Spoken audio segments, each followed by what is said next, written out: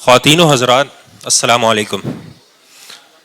ہمارے اس سیشن کا موضوع ہے کالم سے اردو بلاگرز تک. اس سیشن کے ماڈریٹر جناب وجاہت مسعود صاحب ہیں. آپ معروف صحافی ہیں اور تعلیم اور حقوق انسانی کے حوالے سے سرگرم ہیں. آپ نے ڈیموکریٹک کمیشن برائے ہیومن ڈیولپمنٹ قائم کیا. بطور صحافی کئی موقع روزناموں سے وابستہ رہے ہیں. صحافت کے میدان میں آپ کی خدمات کے صلے میں آپ کو صدارتی تمغہ برائے حسن کارکردگی سے نوازا گیا. میری درخواست ہے کہ سیشن کے دوران خاموشی اختیار کی جائے اور اپنے موبائل فون سائلنٹ موڈ پہ رکھیں تاکہ ہم سبھی معزز مہمانوں کی گفتگو سے محظوظ ہو سکیں. شکریہ. جناب وجاہت مسعود صاحب.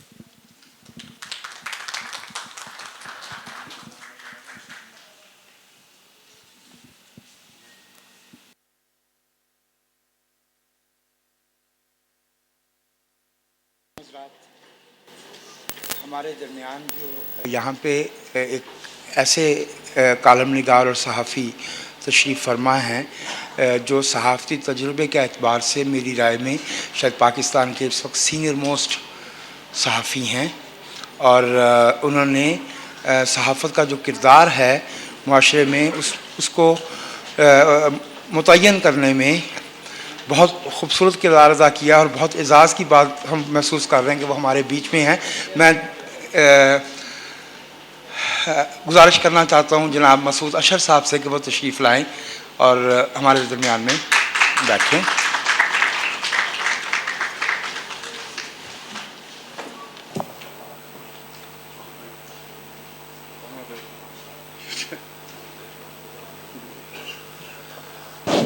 استاد، ڈرامہ نگار، شاعر، صحافی، کالم نگار، اور جس شعبے میں بھی قلم اٹھائیں یا اپنا کردار ادا کرنا چاہیں ان کی آواز بالکل خاص طرح سے محسوس کی جا سکتی ہے.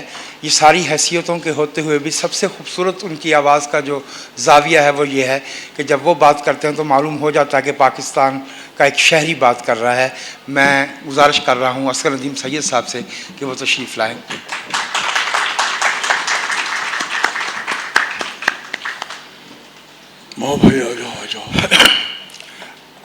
کچھ دوستوں کے ساتھ ہم اثر ہونا جو ہے وہ ایک اعزاز محسوس ہوتا ہے. وسعت اللہ خان ہمارے اس طرح کے صحافی ہیں کہ ون فیل آنرڈ کہ اس عہد میں ہم لوگوں نے بھی جو ہے وہ قلم اٹھانے کی جسارت کی ہے جہاں وسعت اللہ خان لکھتے ہیں. وسعت اللہ کا نام وسعت اللہ ہے. اللہ کی وسعتیں ہم جانتے ہیں. وسعت اللہ کے دل کی اور قلم کی وسعتیں جو ہے وہ بہت ہی جو ہے وہ ہمارے لیے ہمیں ونڈیکیٹ کرتی ہیں اس ملک میں جو ہے کہ ہم اس میں رہتے ہیں. میں گزارش کر رہا ہوں اپنے عزیز دوست وسعت اللہ خان صاحب سے کہ وہ تشریف لائیں.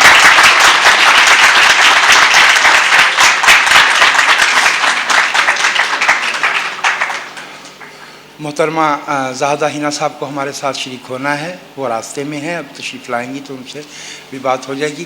ایک نوجوان جس نے اردو کالم کو 100 لفظوں تک محدود کر دیا ہے اور بالکل ایک نئی صنف بنا دیا ہے، مبشر علی زیدی صاحب. میں گزارش کر رہا ہوں ان سے کہ وہ تشریف لائیں اور ہمارے ساتھ.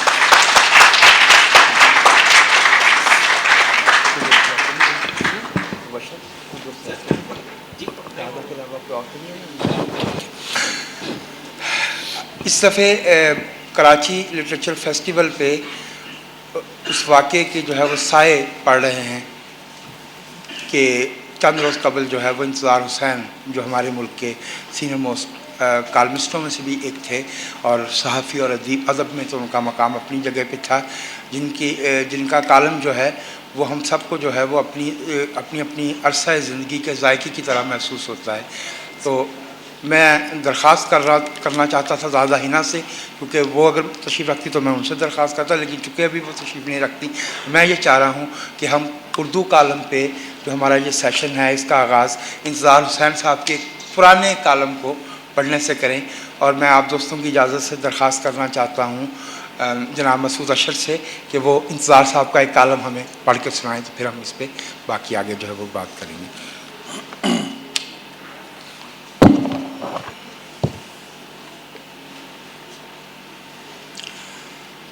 خواتین حضرات اردو پڑھنے والے تو کم از کم جانتے ہی ہوں گے کہ انتظار حسین نے کالم میں جو انداز اختیار کیا تھا، اگرچہ وہ خود نہیں مانتے تھے، وہ خود کہتے تھے کہ کالم ادب نہیں ہوتا، کالم کالم ہی ہوتا ہے، ایک صحافت کا حصہ ہوتا ہے، لیکن بہرحال ان کے کالموں میں جو ادب ہوتا تھا، جو ادبی چاشنی ہوتی تھی، خاص طور پہ ان کی جو زبان ہوتی تھی، وہ وہی تھی جو ان کے افسانوں اور ان کے ناولوں میں ہوتی تھی۔ جو زبان اب آپ سب جانتے ہیں کہ وہ بول چال کی زبان جو انتظار حسین نے ہی ایجاد کی اور انتظار حسین ہی اپنے ساتھ لے کر چلے گئے، وہی زبان ان کی تھی جو کہ ان کے کالموں میں ہوتی تھی۔ یہ ان کا کالم ہے، یہ چھپا تھا 1973 کا ہے، 1973 کا کالم ہے، چراغوں کا دھواں، پرانی صحبتیں اور ناصر کاظمی۔ آپ کو یاد ہوگا کہ چراغوں کا دھواں ان کی کتاب کا نام بھی ہے۔ دونوں وقت مل رہے تھے اور بچھڑے لوگ اکٹھے ہو رہے تھے، اور وہ پھر اسی کوچے میں آئے جہاں سے نکل کر وہ دور دور کے راستوں پر نکل گئے تھے۔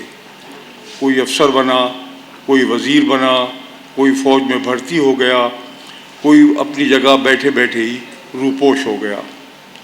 وہ ایک ایک کر کے واپس آئے، شام ہوتے ہوتے بہت سے بچھڑے ہوئے اکٹھے ہو گئے۔ پھر وہ سر نوڑا کر بیٹھے اور انہوں نے اس شخص کو یاد کیا جو ان کے پیچھے اسی کوچے میں بھٹکتا رہ گیا تھا، مگر اب وہ ان سے آگے بہت دور نکل گیا ہے۔ YMCA ہال اور پھر ٹی ہاؤس کی چائے کی میز پر یاروں کو اکٹھے ہوتے دیکھ کر شہرت بخاری کو ایک شعر بہت یاد آیا: پرانی صحبتیں یاد آ رہی ہیں، چراغوں کا دھواں دیکھا نہ جائے۔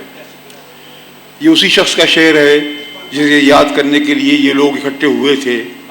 ناصر کاظمی نے یہ شعر ان دنوں کہا تھا جب ہجرت اور فسادات کے آشوب نے بہت سی محفلوں کو برہم کر دیا تھا اور بہت سے لوگوں کو آنکھوں سے اوجھل کر دیا تھا۔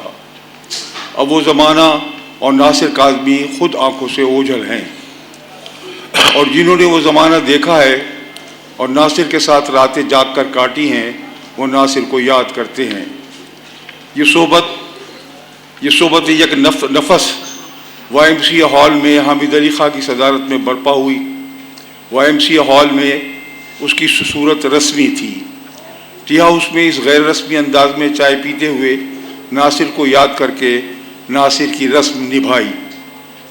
مظفر علی سید ناصر کاظمی کی شاعری پر اپنا مفصل مقالہ پاکستان سینٹر میں سنا چکے تھے۔ یہاں انہوں نے ناصر کی ایک غزل کا تجزیہ پیش کیا۔ مظفر علی سید صاحب نے اپنی پرانی روایت کی تجدید کی اور اس شہر میں 3 دن گھوم پھر کر ناصر کی اس غزل پر تحقیق کرتے رہے۔ اس غزل میں پا شکستہ غزال حرم کا ٹکڑا دیکھ کر ایک نکتہ رس نقاد نے اس غزل میں عرب اسرائیل جنگ سوری یہ میں نے کہاں سے کر دیا ہے بھائی، سوری معاف کیجیے، یہ آج کل کے زمانے کی ایک بدعت ہے بہت بری۔ اس غزل میں پاشکستہ غزال حرم کا ٹکڑا دیکھ کر اس نکتہ رس نقاد نے اس غزل میں عرب اسرائیل جنگ کا تجربہ شناخت کیا تھا، مگر تحقیق نے بتایا کہ ناصر نے یہ غزل 1957 میں لکھی تھی۔ پھر بھی اس غزل کا تجزیہ مظفر علی سید نے بہت خوبی سے اور دقت نظر کے ساتھ کیا۔ ڈاکٹر عبادت بریلوی نے ناصر کاظمی کے بارے میں کچھ اپنی یادیں بیان کی اور کچھ اس کی شاعری پر خیالات کا اظہار کیا۔ انہوں نے ناصر کاظمی کے آغاز شاعری کا ذکر کیا، اس زمانے کا جب ناصر کی غزلیں دیکھ کر محمد حسن عسکری نے پاکستان میں ایک نئے شاعر کے پیدا ہونے کا اعلان کیا تھا۔ پھر ایک تنقیدی مضمون سجاد باقر رضوی نے پڑھا، ایک مضمون اپنے مخصوص رنگ میں صلاح الدین محمود نے پڑھا۔ اس مضمون سے پتہ چلا کہ ناصر نے ایک زمانے میں کبوتروں کے ایک بین الاقوامی اجتماع کی سوچی تھی اور یہ سوچا تھا کہ سارتر کو اس کی صدارت کے لیے مدعو کیا جائے۔ یہ تھے اس زمانے کے دیکھیے لوگ کہ سارتر کو کبوتر بازی کے لیے لاہور بلانا چاہتے تھے۔ حنیف رامے نے تقریر کی اور ان دونوں کو بالخصوص ان راتوں کو ان دنوں کو بالخصوص ان راتوں کو یاد کیا جو ناصر کے ساتھ جاگ کر اور چل کر کاٹی گئی۔ حنیف رامے کا کہنا تھا کہ اصل میں ناصر کی طرح میں بھی مرشد کی تلاش میں تھا۔ تھوڑی تھوڑی دور ہم کئی ایک کے پیچھے چلے اور اس حوالے سے شیخ صلاح الدین کا ذکر آیا جنہوں نے قلم تو بہت چلایا مگر رات کے ان مسافروں پر اپنی گفتگو سے علم کی بہت بارش کی۔ حنیف رامے کا خیال تھا کہ ناصر نے یہ آخر آگہی پائی کہ اپنا مرشد آپ بنو۔ یہ آگہی ناصر سے حنیف رامے کو منتقل ہوئی۔ حنیف رامے نے ناصر کے جذبہ حیرت کا بھی تذکرہ کیا۔ ناصر نے ایک روز محفل میں آ کر سنایا کہ آج میرے بیٹے نے پتوں کو دیکھا اور حیرت سے کہا پاپا پتے، اور پھر ناصر خود حیرت میں ڈوب گیا۔ پھولوں نے تو خیر شاعروں کو ہمیشہ ہی اپنی طرف کھینچا اور حیران کیا مگر ناصر وہ شاعر تھا جو پتوں کو دیکھ کر حیران ہوتا تھا۔ ہرے پتوں کو دیکھ کر حیران ہونا اور زرد پتوں کو دیکھ کر اداس ہو جانا۔ حنیف رامے کے خیال میں کائنات سے ناصر کا رشتہ تھا اور یہ وہ رشتہ ہے جسے ہمارا عہد فراموش کر چکا ہے۔ ناصر نے اس رشتے کی تجدید کی اور اس تجربے کو اپنی شاعری میں سمویا۔ خواتین حضرات یہ میں نے پڑھ دیا لیکن یہ دیکھیے اس میں جتنے لوگوں کا ذکر آیا ہے ان میں سے بہت سے لوگ وہ ہیں جو ہم میں نہیں ہیں، لیکن یہ دیکھیے کیا لوگ تھے ہمارے درمیان جو ہمارے درمیان سے اٹھ گئے۔ لیکن بہرحال ہم انہیں ماضی کے سیرے میں یاد نہیں کرتے، حال کے سیرے میں یاد کرتے ہیں کہ وہ ہمارے اندر اب بھی موجود ہیں، جس طرح انتظار حسین یہیں کہیں بیٹھا ہوا ہے۔ اس پوری محفل میں، اس پورے سیشن میں، اس لیے کہ میرا ان کے ساتھ بہت پرانا بہت زیادہ تعلق تھا اور میں یہاں جب آیا کرتا تھا کراچی تو ہمیشہ ان کے ساتھ آیا کرتا تھا، تو میں نے یہاں کی یہ محسوس نہیں کیا کہ انتظار حسین نہیں ہے۔ مجھے ایسا لگا کہ انتظار حسین یہی کہیں پیچھے بیٹھا ہے اور ابھی نمودار ہو جائے گا۔ شکریہ بہت نوازش۔ خواتین حضرات اگر میں غلطی نہیں کر رہا تو محترمہ زاہدہ ہنا تشریف لا چکی ہیں، میری درخواست ہے کہ وہ اسٹیج پہ تشریف لائیں۔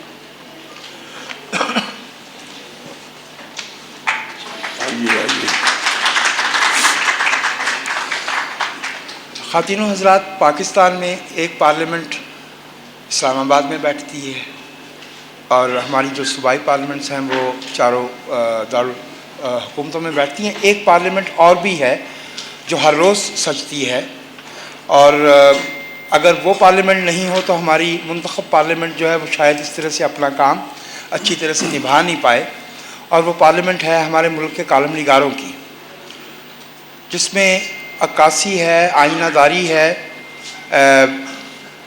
پاکستان کے اندر پائی جانے والی تمام آراء کی، تمام مکاتب فکر کی، تمام لہجوں کی، تمام رویوں کی، جس طرح کا ہمارا معاشرہ ہے اسی طرح کی جو ہے وہ تقسیم ہمارے ملک کے کالموں لکھنے والوں میں موجود ہے۔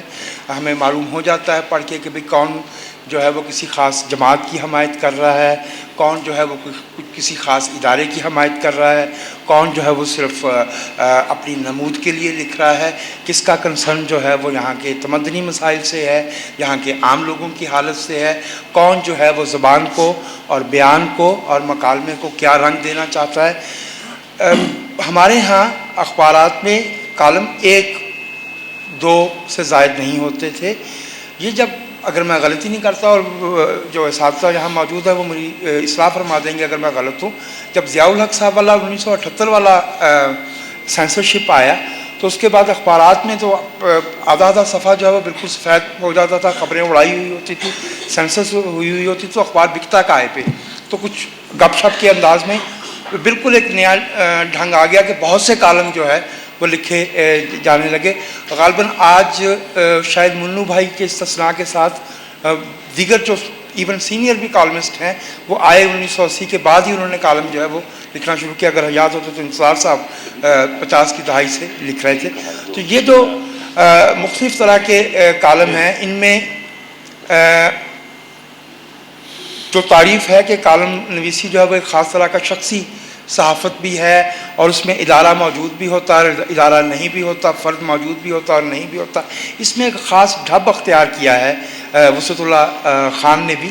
وسعت اللہ خان کی آواز میں طنز کا پہلو جو ہے وہ خاص طور پر پایا جاتا ہے، اور یہ اس طنز کو ایک تمثیل کی صورت دینے میں کمال رکھتے ہیں. بہت مشکل مسائل کو چھوٹے چھوٹے امیجز کی صورت میں ہم تک پہنچاتے ہیں. تو ذرا سوال کیا جائے کہ وسعت آپ کالم لکھتے بھی ہیں اور پڑھ کے بھی سناتے ہیں BBC پہ، تو کیا خاص اس میں آپ کو خاص ایڈوانٹیج فیل ہوتا ہے ایسا کرنے میں؟ اور جب آپ کالم لکھتے ہیں تو کس طرح کی چیزیں آپ کے ذہن میں ہوتی ہیں، کہنا کیا چاہ رہے ہوتے ہیں؟ یہ تو مجھے آج تک پتہ نہیں چلا کہ میں کہنا کیا چاہ رہا ہوں اور میرا پرابلم ہے کیا.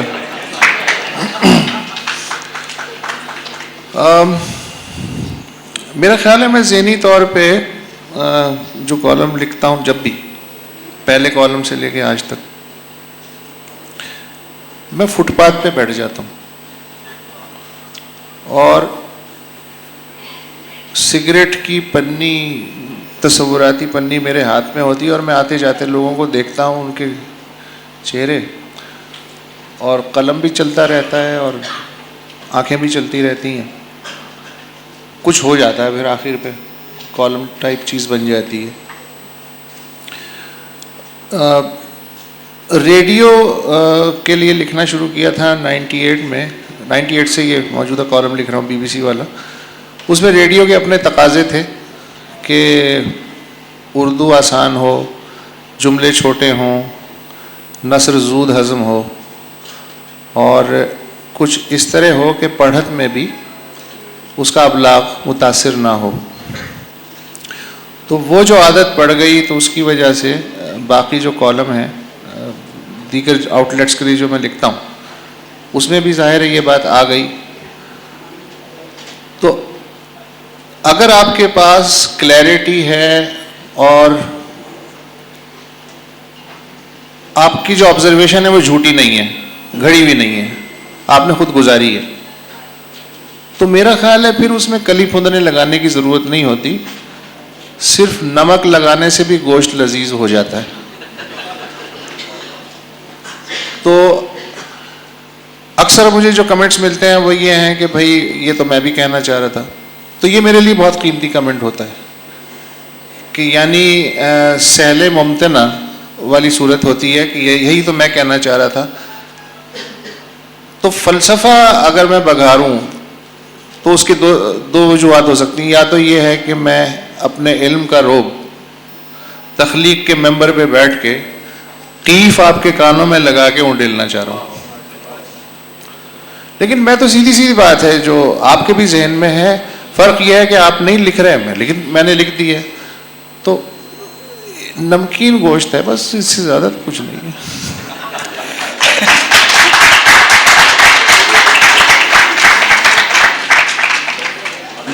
یہ نمکینی جو ہے وہ ایسی آسان اگر ہوتی تو ہم سبھی جو ہے وہ ملاحت کے پیکر ہوتے. ایسا ہوتا نہیں ہے. ایک ہمارے ملک میں لکھنے والی خاتون جو بالکل اسی صفحے پہ چھپتی ہیں، زیادہ ہی نہ، اور جیسے وسعت بھائی میں نے کہا کہ مجھے طنز کی جو کاٹ ہے جسے انہوں نے خود جو ہے وہ نمک کا نام دیا، اس کا مطلب یہ کہ زخم ہمارے ہوتے ہیں، نمک یہ چھڑک رہے ہوتے ہیں.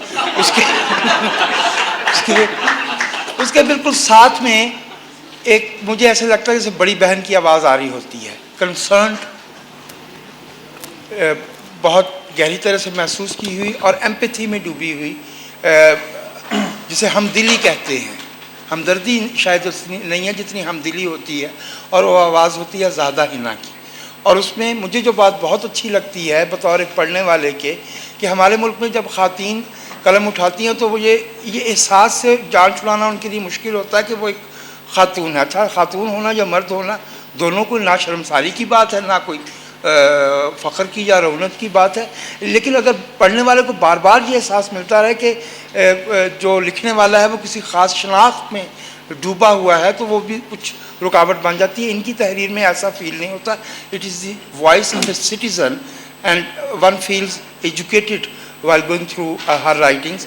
زاہدہ ہنا صاحبہ، اور میں یہ جاننا چاہتا ہوں، یہ سوال ایسے ہی صرف اس لحاظ سے کہ آپ شامل ہو جائیں اس میں، کہ جب آپ اس طرح کے موضوعات پہ قلم اٹھاتے تو کیا آپ کا دل نہیں چاہتا کہ آپ ہمیں نرگسی کوفتوں کی اور وہ ڈراموں والے وہ جو ڈائلاگ سے وہ ہوتے ہیں وہ ری انفورس جو کرتے ہیں پرانی روایات کو ان کی طرف لے کے جائیں؟ یہ آپ نے اپنے لیے کیا کام پکڑا ہوا ہے؟ میں آپ سے عرض کروں، سب سے پہلے تو مجھے آپ سب لوگوں سے معذرت کرنی ہے کہ مجھے تاخیر ہو گئی. میں واقعی بہت معذرت خواہ ہوں. میرے بس میں کچھ نہیں تھا. میں کچھ 6-7 منٹ اپنے گھر کی لفٹ میں اٹکی رہی، تو وہ جو ہے آواز کا مسئلہ ہے. اچھا، تو میں اپنے گھر کی جو لفٹ ہے ہماری عمارت کی اس میں لٹکی رہی، تو پھنسی رہی، تو اس لیے جو ہے نا مجھے دیر ہو گئی. لیکن میں بہت شرمندہ ہوں آپ لوگوں سے. اور جہاں تک کالم کا سوال ہے نرگسی کوفتوں کا، تو نرگسی کوفتے مجھے کھانے تو بہت پسند ہیں، بنانے نہیں آتے. تو اس لیے میرے کالموں میں نرگسی کوفتوں کا نسخہ نہیں ہوتا، اور ساس بہو کے جھگڑے نہیں ہوتے، اور یہ نہیں ہوتا کہ بیٹا جو ہے بہت فرما بردار ہے لیکن بہو جو ہے نا وہ بہت ہی نافرمان ہے، جس کی وجہ سے سارے مسئلے ہیں.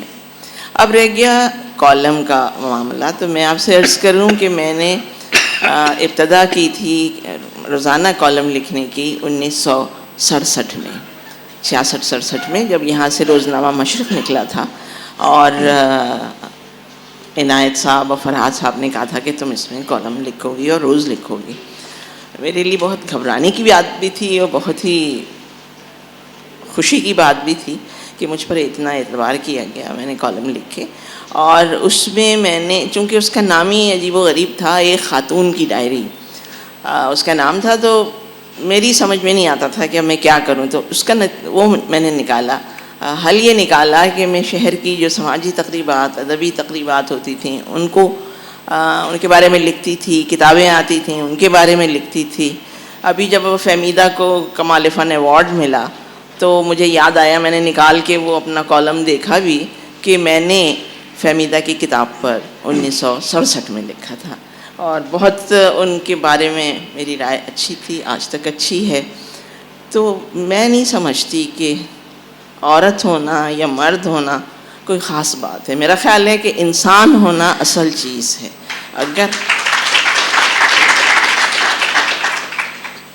اگر آپ انسان کے لیے دکھتے ہیں تو وہ عورت بھی ہو سکتی ہے، مرد بھی ہو سکتا ہے. لیکن چونکہ ہمارے یہاں ایک طویل عرصے سے پدرسری سماج کی بالادستی ہے، اس کی وجہ سے عورتیں زیادہ پس جاتی ہیں، زیادہ پریشان حال اور تباہ حال ہو جاتی ہیں.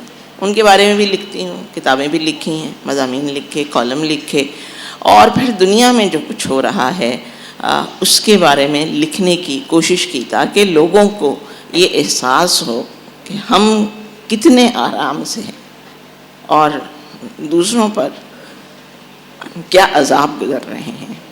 ابھی میں نے ایک کالم لکھا ہے موت کے محاصرے میں.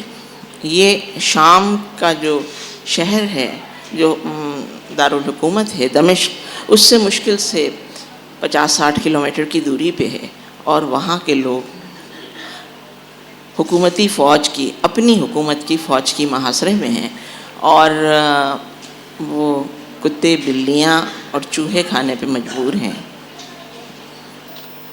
تو ہمارے یہاں لوگوں کو یہ احساس ہونا چاہیے کہ اگر ہم ایک دوسرے سے فساد میں جاتے ہیں، ایک دوسرے سے چپقلش میں جاتے ہیں، اور ہم اپنے اپنے عسکری ونگ بنا لیتے ہیں، تو اس کا آخر کار نتیجہ کیا ہوتا ہے. اتنی سی بات کہنی ہے. بہت شکریہ.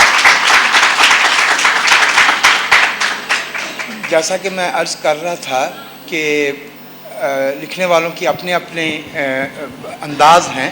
ایک ہمارے بیچ میں ایک ایسے لکھنے والے بھی آئے ہیں کہ انہوں نے بالکل ہی جو ہے وہ ہر روز کی جو اخباری تحریر ہے، جو کالم ہے، اسے 100 لفظوں پہ محدود کر دیا ہے. تو ایسی بالکل ہی ایک نئی بات ہے کہ ایک ایشو کو بیان بھی کیا جائے گا اور اس پہ اپنی رائے بھی دی جائے گی، اور اس سے جو ہے وہ ایک تاثر بھی قائم کیا جائے گا پڑھنے والوں پہ، اور 100 لفظوں میں. تو ایسا کیسے ہوا اور اس میں وہ کیا کیا مجھے خاص طور پر جو دلچسپی ہے وہ یہ کہ اس میں آپ کو کیا تحدیدات، کیا لیمیٹیشنز فیل ہوتی ہیں اور اس میں امکانات کیا فیل ہوتے ہیں، اور کیا آپ سمجھ رہے ہوتے ہیں کہ آپ کی بات جو ہے وہ پہنچ جاتی ہے پڑھنے والوں تک 100 لفظوں میں؟ مبشر زیدی صاحب. بہت شکریہ. اصل میں جو یہ سیشن ہے اس میں بلاگرز کا بھی ذکر ہے، تو یہ مجھے بالکل پتہ چل جاتا ہے کہ لوگوں تک بات پہنچ گئی ہے یا نہیں پہنچ گئی، کیونکہ میں اپنی کہانی فوراً سوشل میڈیا پہ پوسٹ کر دیتا ہوں اور پھر مجھے جو رسپانس آتا ہے وہ بہت تیزی سے آتا ہے. پتہ چل جاتا ہے کہ آج بات پہنچ گئی ہے، آج نہیں پہنچی، اور کتنے لوگوں تک پہنچی ہے. اور یہ بھی ہے کہ میں خود نہیں لکھتا، کہانی خود بخود میرے پاس آ جاتی. میں ایک نیوز روم میں بیٹھتا ہوں روزانہ، ایک چینل میں کام کرتا ہوں، تو روزانہ جو کچھ پیش آ رہا ہوتا ہے، جو ہم خبریں دیکھ رہے ہوتے ہیں اور جو ہمارے پاس پہلے آ رہی ہوتی ہیں دوسروں سے، تو اس کے نتیجے میں ایک کہانی روزانہ میرے پاس خود آ جاتی ہے اور وہ حالات حاضرہ کی ہوتی ہے. اور مجھے کوئی ایسا نہیں محسوس ہوتا کہ یہ اگر صرف 100 لفظ ہیں. ظاہر ہے یہ ایک طریقہ ہے بات کرنے کا، آپ بعض اوقات 1000 الفاظ میں وہ بات نہیں کر پاتے، اور اگر چونکہ ہم خبر بناتے ہیں اور وہ چھوٹی اس میں ڈیوریشن کا بہت ہمیں خیال رکھنا ہوتا ہے، تو اس سے میں نے یہ سیکھا کہ کم لفظوں میں بات اگر کہہ لیں گے تو جلدی پہنچ جائے گی لوگوں تک، آسانی سے پہنچ جائے گی، زود ہضم ہوگی اور شاید گہرا تاثر چھوڑتی. پچھلا ان کا جو میں نے پڑھا تھا وہ 107 لفظوں کا تھا. گنتی کر کے یہ ایک مسئلہ ہے.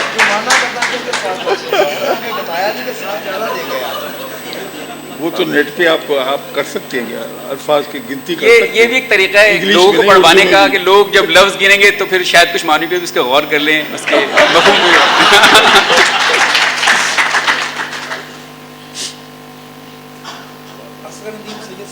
جب میں تحریر پڑھ رہا ہوتا ہوں تو مجھے ایک خاص طرح کی بات محسوس ہوتی ہے کہ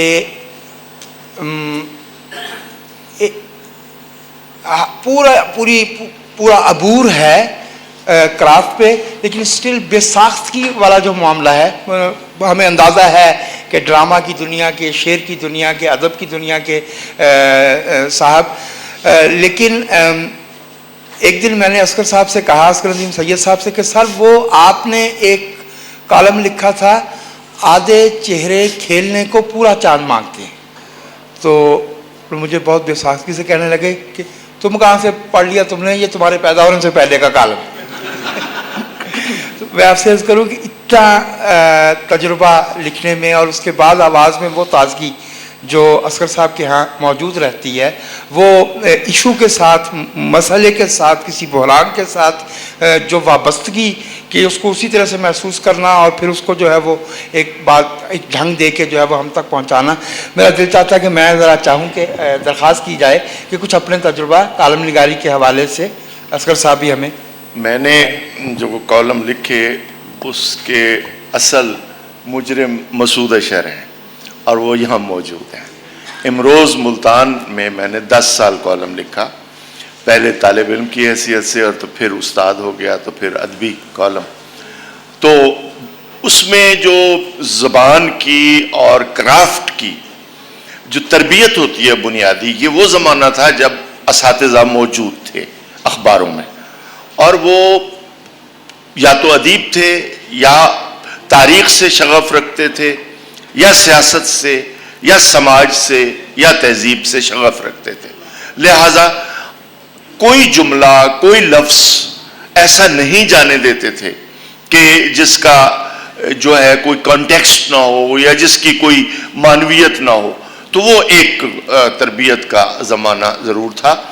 میں نے جو چیز دیکھی وہ اچھے کالم نگاروں کو پڑھ کے، میرے تو خیر کیا اس میں دعویٰ ہے نہیں ہے، اصل چیز یہ ہے کہ جو بڑے کالم نگاروں کو ہم نے پڑھا، اس میں ابن انشا ہے، احمد ندیم قاسمی لکھا کرتے تھے انکا کے نام سے، پھر انتظار حسین، وہ تو کالم آخری وقت تک لکھتے رہے اور وہ ہم سے چھوڑا نہیں گیا.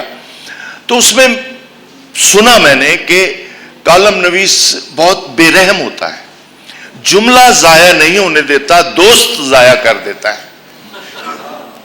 تو اس کا مطلب یہ ہوا کہ وہ تلاش میں ہوتا ہے کہ کون سی پنچ لائن، کون سی چٹکی، کون سی بات ایسی وہ گھیر کے لے آئے کہ جس سے قاری میں بھی گدگدی ہو اور قاری کے اندر بھی کوئی سوال پیدا ہو. تو بڑے کالم نگار جو ادیب تھے ان سب کے ہاں نثر کا تو اپنا ایک چسکا ہے, لطف ہے, وہ اپنی جگہ پر ہے, لیکن اس کے ساتھ ساتھ مثلا انتظار صاحب کا ہم ذکر کر رہے ہیں, ایک چیز بہت اہم ہے اور وہ وجاہت آپ نے بھی لکھی تھی کہ ان کا کمال افسانہ کہانی وغیرہ اپنی جگہ, ایک کمال یہ تھا کہ تہذیبی مکالمے کو انہوں نے عزت بخشی اور رواج دیا, اور پوری زندگی اپنی وہ تہذیب کا مکالمہ جاری رہا. تو اچھا کالم نگار تو وہی ہے جو تہذیبی سطح پر اپنا مکالمہ جاری رکھے اور اس کے اندر وہ بات کرتا رہے. تو اب تو صورتحال کچھ اور ہے, اب تو ہر سیاسی پارٹی نے تجزیہ نگار رکھے ہوئے ہیں جو کالم نگاروں پہ نظر رکھتے ہیں, ان کے ایک ایک لفظ کو مانیٹر کرتے ہیں اور پھر ریئیکٹ کرتے ہیں, اور ان کو پتہ ہے اس دھڑے بندی میں کالم نویس کیسے بٹے ہوئے ہیں اور ان کی مارکیٹ ویلیو کیا ہے اور ان کو کس طرح سے ہاتھوں ہاتھ لیا جاتا ہے جیسے اینکرز کو. تو یہ ایک دور ہی اور ہے. تو اس دور میں کالم کی افادیت سیاسی حوالوں سے بڑھ گئی ہے, اور جو جنگ ایک سیاسی جماعت عوام میں نہیں جیت سکتی وہ جنگ کالم میں جیتنا چاہتی ہے. یہ بات خطرناک ہے. آپ عوام کی طرف رجوع نہیں کرتے, آپ کالم نویسوں کو خرید لیتے ہیں, آپ ان کو آپ کو مکالمہ کرنا ہے عوام میں جائیں, عوام میں بات کریں. تو بہرحال یہ تو ایک اور بات تھی. ایک لائٹر نوٹ پہ میں بات ختم کرتا ہوں, اب آگے بات چلے گی. تو میں ایک دن کالم کی تلاش میں تھا تو مجھے کالم نہیں مل رہا تھا. میں نے ٹی وی لگایا, ٹی وی پہ 2 کوکنگ شو اوپر نیچے آ رہے تھے. ایک کوکنگ شو کو صوفی بناسپتی نے اسپانسر کیا ہوا ہے, دوسرے کو مولوی بناسپتی نے اسپانسر کیا. اب جو میں نے سنا تو مجھے کالم مل گیا. خاتون کہتی ہے کہ یہ دال تیار ہے, اب اس میں ہم مولوی کا تڑکا لگاتے ہیں.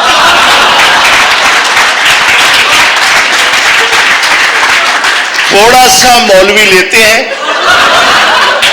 اور اس کو فرائی پین میں ڈالتے ہیں. پہلے ہم مولوی کو گرم کرتے ہیں, پھر اس میں لہسن ڈالتے ہیں. میں نے ادھر لگایا تو ادھر تھا کہ صوفی کے بغیر تو نہاری بن ہی نہیں سکتی, تو پہلے ہم صوفی کو ڈالیں گے پھر. اب یہ بھی دنیا ہے, اور کمرشلی یہ نہیں دیکھا جا رہا کہ ہم کیا برانڈ بنا رہے ہیں. اچھا یہ برانڈ تو ویسے ملک میں بن چکا ہے, مولوی برانڈڈ ہے,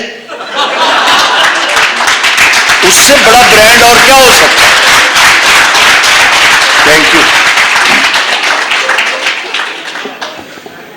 میں نے آپ سے عرض کیا تھا نا کہ کالم لکھیں گے یا بات کریں گے, ہم سب کو پکڑ لیں گے, اور شکر ہے کہ ہم انہوں نے فرائنگ پین میں نہیں ڈالا.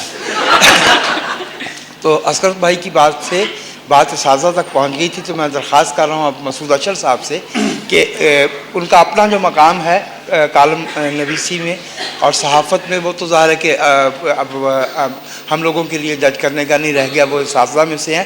میری زیادہ اس میں درخواست یہ ہوگی کہ مسعود اشر صاحب ہمیں آج جو کالم لکھا جا رہا ہے کچھ اس پہ اپنی رائے دیں, اور ان کے خیال میں کیا اچھا ہو رہا ہے اور کس طرح سے ہمیں اس کو آگے لے کے چلنا چاہیے, کچھ رہنمائی فرمائیں ہماری اس پہ. شکریہ. اصغر ندیم نے تو محفل لوٹ لی, اب میں کیا کہہ سکتا ہوں. اچھا سب سے پہلے میں ایک وضاحت کر دوں, وجاہت مسعود صاحب, کہ یہ کسی ماشاء اللہ چاہے وہ ضیاء الحق کا ہو یا ایوب خان کا ہو یا یحییٰ خان کا ہو یا اس کے بعد مشرف کا ہو, اس کی وجہ سے کالم نہیں آئے. وجہ اس کی الیکٹرانک میڈیا ہے. الیکٹرانک میڈیا پہ آپ رات کو ساری خبریں سن لیتے ہیں, بلکہ صبح آنکھ کھول کے جب آپ دیکھتے ہیں تو ساری خبریں ریپیٹ ہوتی ہیں. تو سوال یہ تھا اخبار والوں کے لیے, اور ہم سے پہلے یہ ویسٹ کے اخباروں کی طرف کو یہ محسوس ہوا کہ ہم اب اس کیا کریں, خبریں تو لوگوں تک پہنچ جاتی ہیں, تو یا تو یہ ہے کہ ان ڈیپتھ جو اسٹوریز ہیں ان کو زیادہ چلائیں, یا ہم فیچر لگائیں, مثلا آپ لندن کے اخبار صرف آپ گارڈین کو دیکھ لیں کہ گارڈین میں ٹائمز کا تو خیر مسئلہ ہی اور ہے کہ جب کسی زمانے میں اس میں پہلے صفحے پر اشتہار چھپا کرتے تھے تو اس میں بھی اب پہلے جو ایک فیچر نما قسم کی چیز ہوتی ہے وہ چھاپی جاتی ہے، اس لیے کہ خبریں تو سب ہم سن لیتے ہیں، بلکہ اب تو آپ کے پاس آپ کے ہاتھ میں موبائل ہے، اسمارٹ فون ہے، اس اسمارٹ فون پہ آپ کو ہر وقت نئی سے نئی خبر ملتی رہتی ہے، تو کیا ضرورت ہے اخبار پڑھنے کی؟ کیوں اخبار پڑھے آدمی؟ تو اخبار پڑھنے کے لیے اب اخبار والے کیا کرتے؟ تو اخبار والوں نے یہ کیا کہ خاص طور پہ پاکستان کے اردو اخباروں نے، انگریزی اخباروں نے بھی زیادہ کالم شروع کیے، اتنے پہلے نہیں ہوتے تھے، کہ انہوں نے کالم لکھنا شروع کیے۔ اب وہ اخبار زیادہ پڑھا جاتا ہے جس میں زیادہ کالم ہوتے ہیں اور زیادہ اچھے لکھنے والے ہوتے ہیں۔ اب خبروں کے لیے لوگ اخبار کم پڑھتے ہیں، اب اس لیے زیادہ پڑھتے ہیں کہ اس میں کالم لکھے جاتے ہیں، ان کالموں میں تجزیہ ہوتا ہے، سیاسی تجزیہ ہوتا ہے، سماجی تجزیہ ہوتا ہے، اور جو صورتحال ہے ہماری ان کا تجزیہ ہوتا ہے۔ تو اس لیے کالم زیادہ سے زیادہ لوگوں نے، اور شکر یہ ہے خدا کا کہ اس کی وجہ سے کالم نگاروں کے پیسے بھی بڑھ گئے، ورنہ پہلے کالم نگار مفت لکھا کرتے، اب بھی بہت سے کالم نگار ہیں جو اپنے نام کی وجہ سے مفت لکھا کرتے ہیں، لیکن یہ کہ اس سے فائدہ یہ ہوا کہ کالم نگاروں کی بھی عزت ہو گئی اور لکھا۔ آپ کو تو یاد ہے کہ پہلے کالم، مزاحیہ کالم اردو میں خاص طور پہ کالم کا مطلب ہوتا تھا مزاحیہ کا، فکاہیہ، اسے فکاہیہ کہہ لیں، مزاحیہ کہہ لیں، وہ ایک ہی بات ہے، مطالبات کہہ لیں، کچھ بھی کہہ لیں، یہ ایک لفظ ہے مختلف قسم کے جس کا لکھا جاتا۔ عبدالمجید سالی لکھا کرتے تھے، مہر صاحب لکھا کرتے تھے، چراغ حسن حسرت لکھا کرتے تھے، قاسمی صاحب نے لکھا، تو یہ لوگ ایک کالم ہوتا تھا لکھا جاتا تھا، اور باقی جو کچھ ہوا کرتے تھے وہ مضامین کا لایا کرتے تھے۔ میرا چونکہ پاکستان ٹائمز اور امروز سے تعلق رہا ہے تو میں تو اس کے حوالے سے بات کروں گا کہ وہاں پر مضامین ہوتے تھے یا شذرے ہوا کرتے تھے، جسے ہم مثلا امروز و فردا کے نام سے ایک شذرے ہوا کرتے تھے، ایک پس منظر ہوا کرتا تھا کہ جس میں ہم چیزوں کا پس منظر بیان کیا کرتے تھے جو واقعات آیا کرتے تھے۔ تو اس لیے یہ کالم زیادہ سے زیادہ لکھے جا رہے ہیں۔ اب کس قسم کے کالم لکھے جا رہے ہیں؟ ظاہر ہے کہ جب بازار میں چیزیں بہت زیادہ آ جائیں گی تو اس میں اچھی بھی ہوں گی، بری بھی ہوں گی۔ اب کالم اچھے بھی لکھے جاتے ہیں، برے بھی لکھے جاتے ہیں۔ اردو کے بارے میں پہلے یہ کہا جاتا تھا، بلکہ اب بھی میرا خیال ہے میں یہی کہوں گا کہ ایڈیٹر ختم ہو گیا۔ ایڈیٹر ہمارے یہاں اخبار میں ختم ہو گیا، سوائے ایک ڈان جیسا ایک اخبار ہے اس کو چھوڑ دیں، ایڈیٹر ختم ہو گیا اور مالک آ گیا۔ اب مالک کو چاہیے پیسہ۔ اب جو ردب و یابس اخباروں میں چھپتا ہے، خاص طور پہ اردو اخباروں میں، افسوس یہ ہوتا ہے کہ تاریخی غلطیاں ہوتی ہیں، زبان کی غلطیوں کو تو معاف کر دیجیے۔ اردو کے بارے میں تو وہ کہتے ہیں نا کہ وہ گھر کی لونڈی ہے، جو چاہے لکھ دے، جیسا چاہے لکھ دے، جو بھی لکھ دے، غلط لکھ دے، صحیح لکھ دے، سب چلتا ہے۔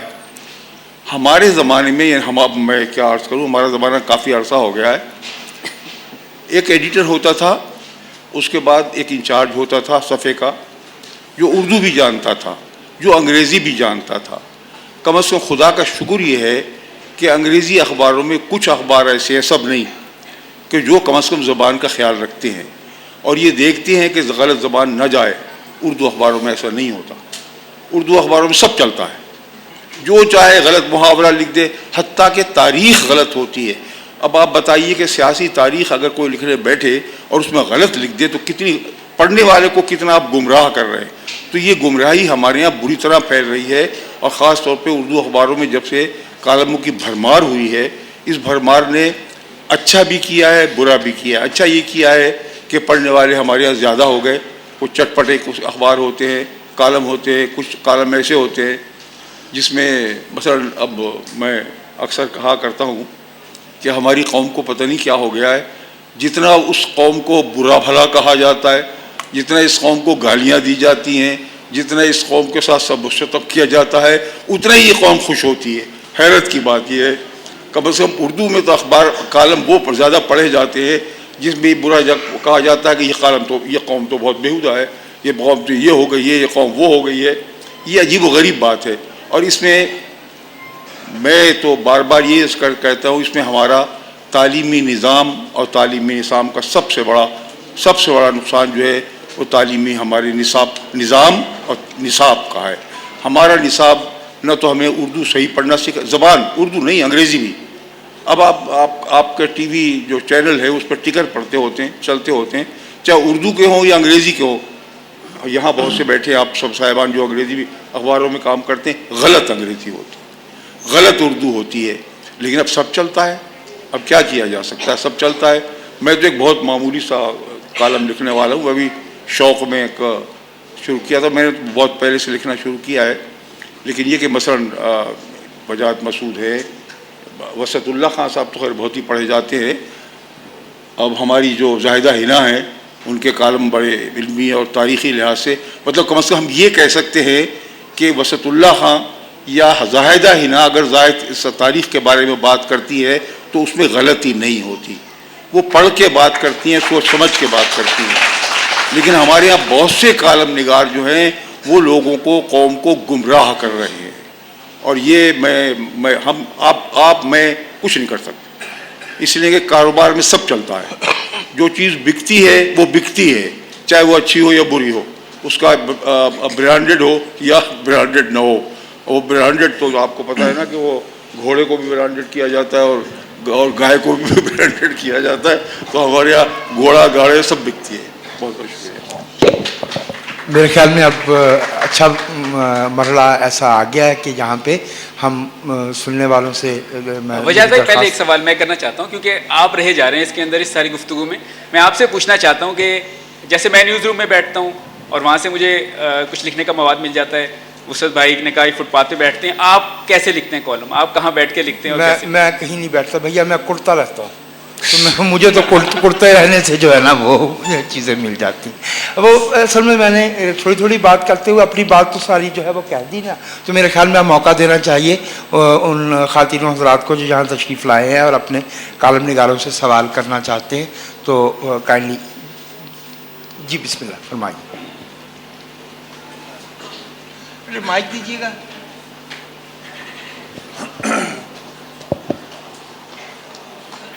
بہت شکریہ. میرا نام ڈاکٹر امید بلوچ ہے اور میرا سوال صرف اتنا ہے کہ after all we are human being, ہم انسان ہیں.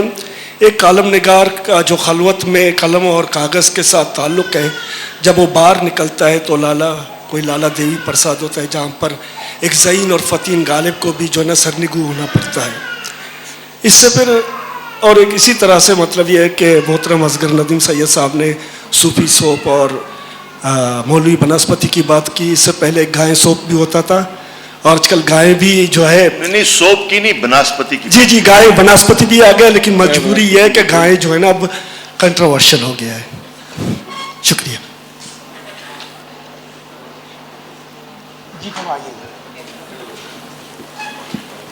السلام علیکم، میرا نام شراز ہے، میں ایک چینل سے وابستہ ہوں. ایک تو بہت بہت شکریہ آپ لوگوں کا، اس سے بہترین میری صبح ہو نہیں سکتی تھی. دوسرا میرا سوال وسعت بھائی سے ہے. میں بہت پرانا قاری ہوں آپ کا. میں صرف یہ جاننا چاہتا ہوں تضحیق اور طنز کے بیچ کی جو لائن ہے وہ وسعت اللہ کیسے سنبھالتا ہے؟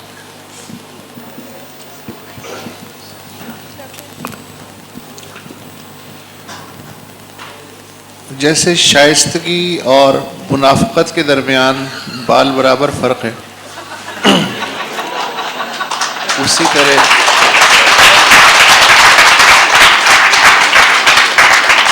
وہی احتیاط اس میں بھی کرنی پڑتی ہے. یہ اشر صاحب نے جو بات کی، ظاہر ہے یہ پرابلم تو ہے انڈسٹریل پیمانے پہ کالم نگاری ہونا. پہلے احمد ندیم قاسمی تھے یا انشا جی تھے یا نصر اللہ خان تو ان کے یہاں اردو اور ایک جو نشتر صحیح جگہ پہ سرجیکل وہ ہوتا تھا. تو اب جو کالم کلوچ ہو رہی ہے یہ ایک تو ریسرچرز رکھ لیے گئے ہیں. بدعت جو آئی ہے وہ خود نہیں لکھتے، جو جتنا صاحب عملہ کالم نگار ہے وہ اتنا ہی بڑا ہے. اور ان کو بعض اوقات اسی میں بلنڈرز بھی ہو جاتے ہیں، اس لیے کہ خود انہیں وقت نہیں ملتا، وہ ریسرچرز پہ پورا ریلائی کرتے ہیں. پھر چونکہ نیٹ ہر ایک کے قبضے میں آ گیا ہے تو پلیجرزم کا پتہ نہیں چلتا، اور کالموں کو اگر آپ غور سے پڑھیں تو پلیجرزم آپ کو اچھا خاصا ملے گا اس میں، جس کو کہ آپ واہ واہ کرتے ہیں کہ یار یہ میری ہے. میں بھی کہتا ہوں ہاں یار بڑی محبت ہے آپ کی، لیکن ہو سکتا ہے کہ میں نے آپ کی سوچ پہ ڈاکہ ڈالا ہو انٹرنیٹ کے ذریعے. یہ بھی بڑا پرابلم ہے. اجرتی کالم نگار ہیں، ان کا جو ہے جو نرے کالم نگار ہیں ان سے تھوڑا سا فرق کرنا وہ بڑا آج کل مسئلہ ہو گیا ہے. ایجنڈائی کالم نگار ہیں، لیکن ان کا تو آپ کو آسانی سے پتہ چل جاتا ہے. ریٹنگ صرف اس میں نہیں ہے، چینلز میں، کالموں میں بھی ریٹنگ کا چکر ہے. میں کتنے ٹھمکے لگا سکتا ہوں، میں کتنی ادائیں دکھا سکتا ہوں، میں کتنے قاری کھینچ سکتا ہوں، میرے فیس بک پہ کتنے لائک کرنے والے ہیں، یہ سارا آج کل میٹر کرتا ہے. بیکاز دس از انڈسٹری، اور انڈسٹری کے تقاضے جو ہے وہ پورے کرنے پڑتے ہیں. صرف سادہ دوپٹے سے کام نہیں چلتا اب. لیکن کچھ چیزیں ہیں جو نو گو ایریاز ہیں سب کے لیے. مثلا میں آئی ایس آئی کے خلاف کچھ بھی لکھ سکتا ہوں آج بھی، مگر میں کسی سیل کمپنی کے خلاف ایک لفظ نہیں لکھ سکتا. میں کسی پیٹرولیم کمپنی کے خلاف یا کسی فارماسیوٹیکل کمپنی کے خلاف ایک لفظ نہیں لکھ سکتا، بھلے جتنا ہی بڑا علم اٹھانے والا ادارہ ہو آزادی صحافت کا. تو یہ مجبوریاں بھی اپنی جگہ ہیں.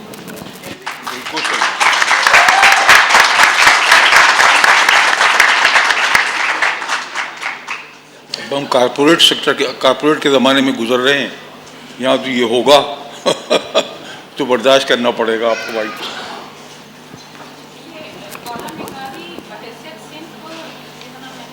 پڑھا اس کو تو میری سمجھ میں یہ آیا کہ یہ ایک شخصی اور ذاتی اسلوب ہوتا ہے. کیا کالم نگاری کی تکنیک پر بھی بات ہو سکتی ہے کہ کالم نگاری کی کوئی خاص تکنیک ہوتی ہے؟ ایک تو سوال میرا یہ. دوسرا یہ جو بات یہاں پہ کہی گئی کہ سیاستدان جو ہیں وہ کالم نگاروں کو خرید لیتے ہیں، تو ہم سیاستدانوں کی طرف دیکھیں کہ یہ خرید کیوں لیتے ہیں، یا ہم کالم نگاروں کی طرف دیکھیں کہ یہ بک کیوں جاتے ہیں؟ زاہدہ بھی آپ فرمائیے کچھ اس کا. جی آپ اس کا جواب دینا چاہیں گے؟ کچھ صنف کے بارے میں کہا ہے اور پھر یہ کچھ مجھے کسی نے نہیں خریدا. جی آپ جواب دینا جب چاہیں میں گے؟ چاہتا ہوں مجھے کوئی خریدے، کوئی آتا ہی نہیں. اس کا میں کوئی خریدے. اس میں کسی زمانے میں یہ ہوتا تھا کہ یہ سی آئی اے کے لیے کام کرتا ہے، ہم کہتے رہے کوئی سی آئی اے والا آئے ہم سے بات کرے. اس میں وہی بات ہے زمانہ کہ گزر گیا، 50 سال سے زیادہ عرصہ ہو گیا، آج تک کوئی سی آئی اے والا نہیں آیا ہمیں خرید. اصل میں وسعت اللہ خان نے بڑی بات کر دی ہے اس حوالے سے کہ بات یہ ہے کہ ریٹنگ کی بنیاد کے اوپر ہر کالم نویس اب اس چکر میں ہوتا ہے کہ اس کی بھی ریٹنگ بنے اور پھر اس کا مول پڑے. تو مول پڑے گا تو کوئی خریدنے آئے گا. تو یہ ڈیپینڈ کرتا ہے کہ وہ اپنا مول کس طرح سے لگواتا ہے. کہ اور اس میں سب سے آسانی یہ ہے کہ آپ کسی سیاسی پارٹی کے خلاف لکھنا شروع کر دو، دوسرے کے حق میں لکھنا شروع کر دو، مول پڑ جائے گا. وہ نہیں جس کے حق میں جاؤ گے وہ آپ کا ہو جائے گا، اور جس کے خلاف آپ جا رہے ہیں وہ کوشش کرے گا کہ وہ آپ کو خرید لے. تو یہ تو سلسلے چلتے رہتے ہیں. لیکن اصل بات وہی ہے جو آپ نے کرافٹ کی بات کی کہ ہر کالم جو کالم کے نام پہ چھپتا ہے وہ کالم نہیں ہے.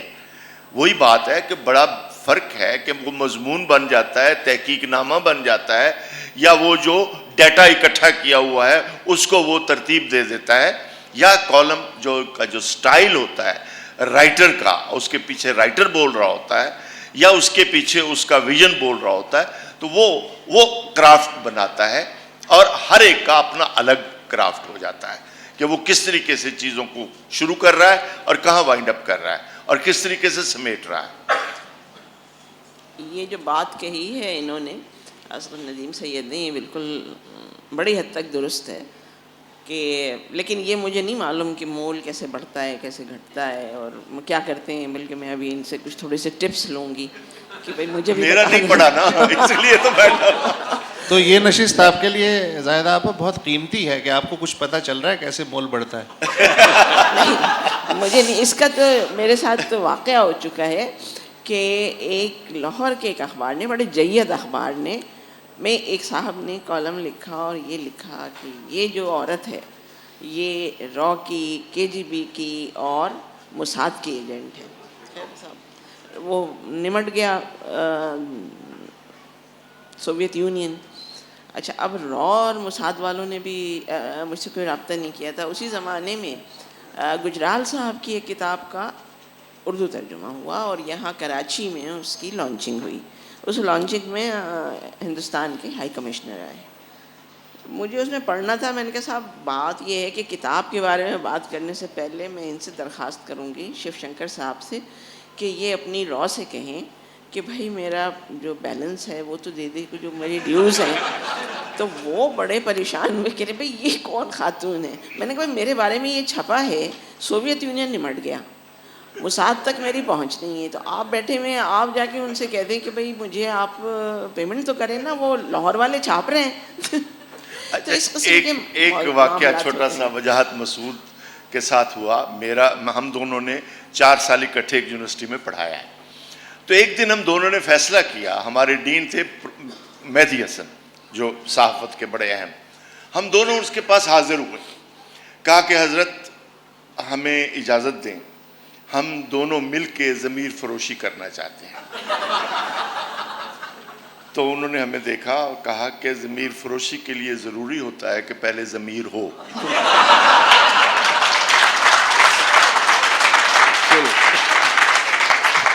اصغر ندیم بھی برینڈڈ ہو گئے. میں میر محمد علی تالپور ہوں.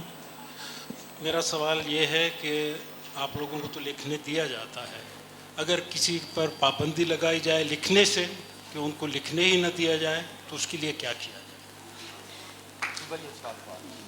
اگر لکھنے پہ ہی کسی کی پابندی لگا دی جائے، لکھنے ہی نہ دیا جائے، تو تھوڑی وضاحت فرما دیجیے گا. آپ نے سوال کیا تھوڑا سا دوہرا دیجیے ایک دفعہ. اس پہ ذرا ان کا کیا فرمایا آپ نے؟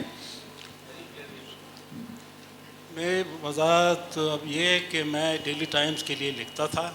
اچھا. اور مجھے کہا گیا کہ آپ نہیں لکھ سکتے ہمارے لیے. تو میں صرف یہ پوچھنا چاہتا ہوں کہ آپ لوگوں کو را کے ایجنٹ کہنے کے باوجود بھی لکھنے دیا جاتا ہے، اور ہمیں تو را کا ایجنٹ تو نہیں، ہمیں سیپریٹسٹ کہا جاتا ہے، ہمیں لکھنے نہیں دیا جاتا. تو اس کے لیے کیا کیا جائے؟ یہ بات صحیح فرما رہے ہیں آپ.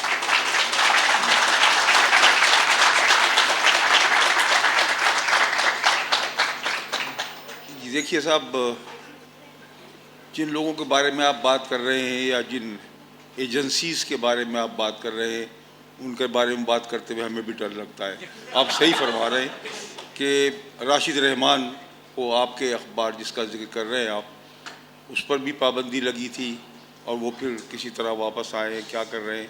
یہ ہوتا رہتا ہے، اس لیے کہ ہمارا جو حکمراں طبقہ یا جسے ہم کیا کہا کرتے ہیں، خاص لفظ کہا کرتے ہیں اس طبقے کے لیے جو حکومت میں نہیں ہوتا لیکن حکومت وہی چلاتا ہے، تو وہ طبقہ جو ہے وہ ہر طرح اس راستے میں رکاوٹیں ڈالتا ہے لوگوں کے.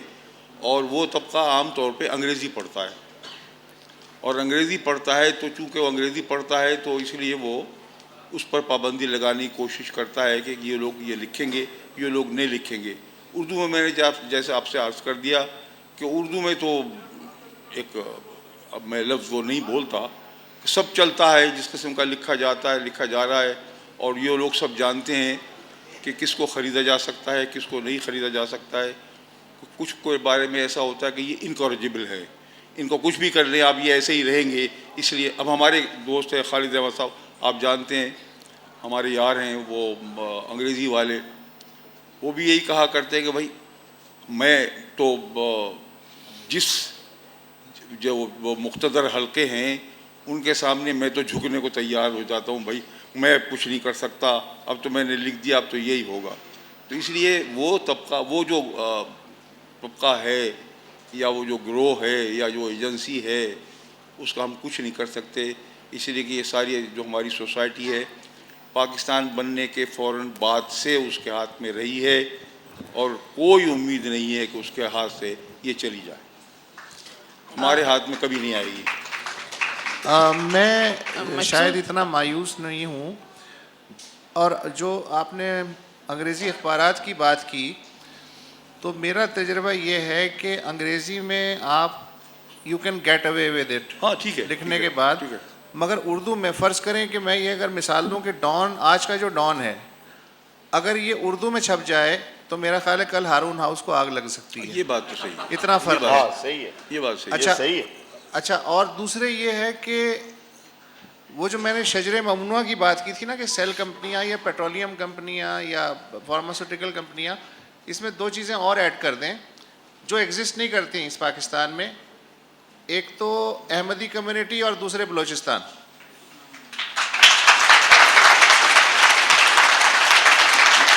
یہ بھی آپ اس فہرست میں شامل کر سکتے ہیں.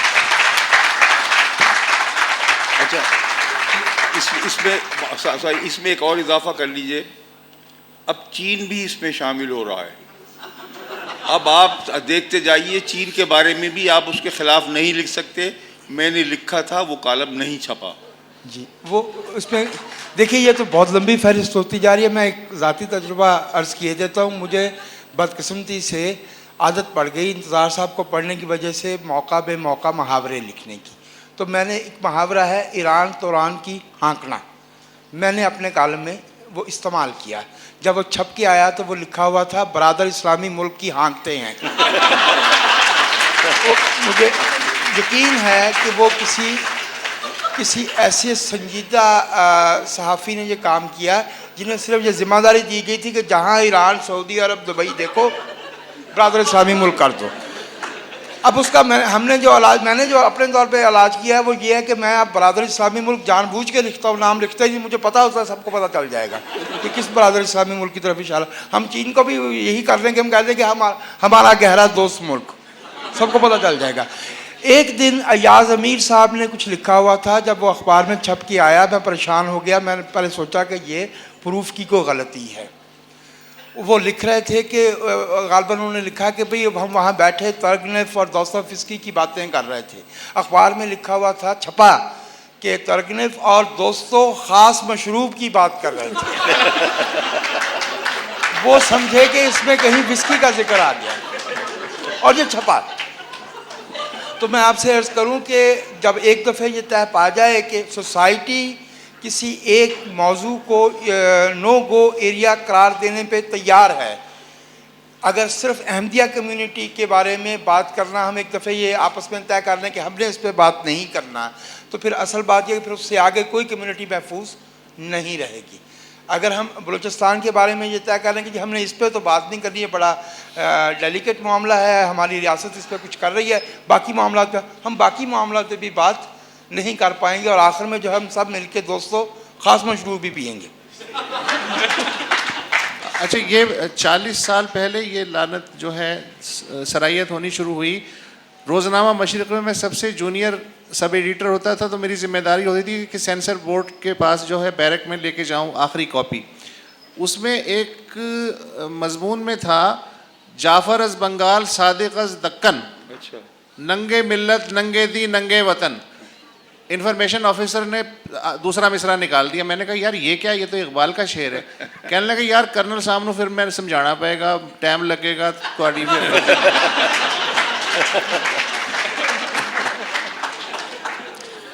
یہ جو سینسر کے معاملات ہیں، یہ تو ایسے مطلب شاہکار موجود ہیں کہ ایک جو جن افسر کا آپ ذکر کر رہے ہیں، اگر آپ وہ کراچی مشرق میں تھے آپ یا لاہور میں تھے؟ آپ سے پوچھ رہے ہیں. کراچی میں. اس وقت ان کا نام ذہن سے کیا پتہ نہیں کیا نام تھا ان کا، جو اصل افسر تھے. ہمارے یہاں ایک کہانی تھی جس پہ میں لکھا ہوا تھا کہ وہ غسل خانے سے برہ ناپا باہر نکلی. استغفر اللہ. انہوں نے وہ برہنہ کاٹ دیا. میں نے کہا صاحب یہ برہنہ پا ایک لفظ ہے، اس کا مطلب یہ میں ننگے پاؤں لکھ دیتی ہوں کہ نہیں صاحب وہ بھی تو ننگا تو ہے. تو اب یہ ہے کہ وہ عالم جو جیمز ہکی پر ایسٹ انڈیا کمپنی کے لوگوں نے सितम तोड़े थे और जिस तरह उसका अखबार बंद किया था और उसको जेल में डाला था और फिर डिपोर्ट कर दिया था, तो बस हम लोग भी उसी के उसमें ज़िंदा हैं, सही। उसी के साए में। अगर नंगेपन से ऐसी ही कौम को जो है वो ज़हमत होने लगे और इतनी हसासियत बढ़ जाए तो फिर वो गालिब का एक मिसरा बहुत अच्छा है, मैं वरना हर लिबास में नंगे वजूद था। असल में बात तो सारी है हमारे तालीम की। जब तक अपने तालीम का मेयार आप बुलंद नहीं करेंगे, ज़बान भी आपकी वही रहेगी, सोचने का अंदाज़ भी आपका वही रहेगा और आपकी सोसाइटी भी यही रहेगी। इसमें से कुछ तबके बेचारे जो निकल आते हैं वो यानी उनको आप हम कह सकते हैं कि वो वैसे वो उनके अंदर ख़ास बात थी जो निकल आए हैं और जो सच्ची बात कर रहे हैं, जो अच्छी बात कर रहे हैं। हमें उम्मीद उन्हीं लोगों से है जो कि अच्छी बात सच्ची बात करते हैं और उस ज़बान में बात करते हैं जो आवाम तक पहुँचती है। इसलिए कि हमारे निज़ाम तालीम कम से कम वसतुल्लाह खां को उम्मीद है, मुझे तो उम्मीद नहीं है कि जो निज़ाम तालीम में इसको कोई बदल देगा। अभी एक आज से शायद पिछले साल ये कब ये हुआ कि साहब पंजाब में कि कोर्स की किताबें तब्दील की जाएं, इसलिए कि उसमें पहली जमात से लेकर मास्टर्स तक इसमें दीनियात, जिसे हम किसी ज़माने में दीनियात कहते थे, अब इस्लामियात है, यहाँ से वहाँ तक पढ़ाई जाती है। तो बच्चा सब कुछ पढ़ा करता है, तो इसको अब कुछ कम कर दिया जाए। हमारे सहाफ़ी पीछे पड़ गए इसके कि ये कैसे तब्दील हो सकता है। आप इस्लाम को निकाल रहे हैं, आप मज़हब को निकाल रहे हैं, आप कुछ नहीं कर सकते जब तक ये निज़ाम तालीम है। आप इसी तरह अगर कुछ लोग जो एक्सेप्शंस है निकल आते हैं, उन्हीं की वजह से ये कुछ चल रहा है। और ये हमारा जो हम आज बैठ के बात कर रहे हैं और मुझे खुशी है कि तालियां बज रही हैं अच्छी बातों पर, तो ये अच्छी बात है कि हमारी सोसाइटी जो है ये तबका भी मौजूद है। अच्छा, एक बात आपने रह गया, ब्लॉग की बात भी करना थी ना आपको, कि ब्लॉग भी तो एक है ना जो जिसने हमें एक बिल्कुल एक इनकलाब पैदा कर दिया है हमारी सोच में। जो अब मसलन हमारे यहाँ बैठे हैं अजमल कमाल साहब, अजमल कमाल तो मुझे ऐसा लगता है हर वक्त ये कंप्यूटर पर बैठे रहते हैं और उन्होंने एक अपना एक पोस्ट ऑफिस भी बना रखा है बज़म के नाम से। दुनिया में जहाँ जहाँ अच्छी चीज़ें छपती हैं, अच्छे अच्छे लोग बातें करते हैं, वो सारी की सारी वो हमें भेज देते हैं बज़म के नाम से। आप हजरात भी बज़म के मेंबर बन जाएं, आपको बहुत अच्छी चीज़ें पढ़ने को मिलेगी। तो ये ब्लॉग जो है हमारे लिए ये भी एक बहुत बड़ा एक रास्ता ऐसा है जो हमारे जहनों को वसी कर रहा है, हमारे सोचने का अंदाज़ बदल रहा है। ये ब्लॉग हमारे लिए बहुत बड़ी चीज़ है और इससे आप बहुत कुछ काम ले सकते हैं। और बिल्कुल जैसे अजमल कमाल काम ले रहे हैं, हम और भी लोग काम ले रहे हैं। मसलन मैं भी ये करता हूँ कि मैं जहाँ भी पढ़ता हूँ कोई अच्छी चीज़ फ़ौरन मैं उस पर डाल देता हूँ। मसलन अभी इंतज़ार हुसैन का इंतकाल हुआ, मेरा ख्याल है इंतकाल पर सबसे अच्छा मज़मून अगर किसी ने लिखा है तो वो लिखा है रखशिंदा जलील ने। रखशिंदा जलील दिल्ली में रहती हैं और प्रोफेसर आलिम सुरूर की नवासी हैं। उन्होंने इंतज़ार हुसैन के नावल आगे समंदर का अंग्रेज़ी में तर्जमा भी किया है। उन्होंने इंडियन एक्सप्रेस में आर्टिकल लिखा, बहुत अच्छा आर्टिकल था, सबसे अच्छा आर्टिकल। अगर इंतज़ार हुसैन के बारे में मैंने वो सब का सबको भेज दिया कि आप पढ़ें और सब खुश हुए। तो ये ब्लॉग जो है ना इस वक्त हमारे लिए एक बहुत बड़ा रास्ता है जो हमें सही तरीके से हमारे जहनों को वसी कर रहा है। इस पुरुमीद नोट पे ख़ातिन हज़रात आपका बहुत शुक्रिया, आपका बहुत